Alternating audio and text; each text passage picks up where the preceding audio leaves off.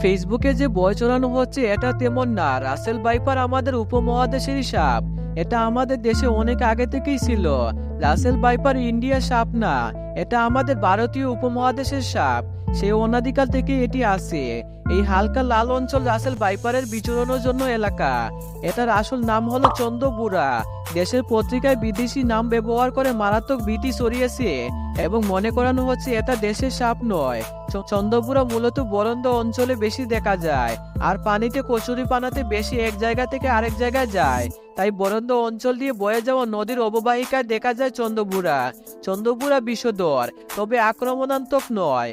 কোনো সাপই সিনেমার মতো আগ বাড়িয়ে আক্রমণ করে না। বিরক্ত হলে সে হিস হিস করে মানুষকে তাড়িয়ে দেওয়ার চেষ্টা করে। চন্দ্রপুরার বিষ ম্যানেজ করার জন্য আলাদা স্কিল লাগে।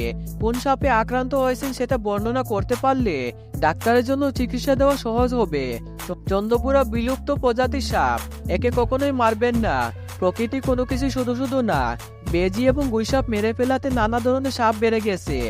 চন্দ্রপুরার বীজ থেকে ঔষধ তৈরি করা হয়। এই সাপ নিশ্চিহ্ন হয়ে গেলে এই ওষুধগুলো বানানো যাবে না।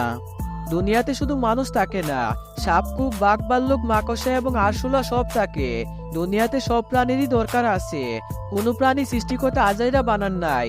চন্দ্রপুরা মূলত খেতে থাকে, কচুরি পানার মধ্যে থাকে। খালি পায়ে খেতে যাওয়ার অভ্যাস আমাদের বদলাতে হবে। কৃষকদের খেতে কাজ করার সময় গামবুট পরতে উৎসাহিত করতে হবে। সাপের আওয়াজ পেলে সরে আসুন। আমাদের পূর্বপুরুষেরা চন্দ্রপুরা, গোকরা, বাঘ, কুমিরের সাথে লড়াই করে জঙ্গল কেটে এই ফসলি জমি তৈরি করেছিল। সাপ কাটলে ওই অংশটা বাঁধবেনও না, কাটবেনও না। মুখ লাগিয়ে বেহুলার মতো বিষ চুষে নেওয়ার চেষ্টা কখনোই করবেন না। সাপের কামড় খাওয়া ওই অংশটা যেন নড়াচড়া না হয় সেই ব্যবস্থা করতে হবে। আক্রান্তকে শান্ত থাকতে বলবেন, আশ্বস্ত করবেন যে সে সুস্থ হয়ে যাবে।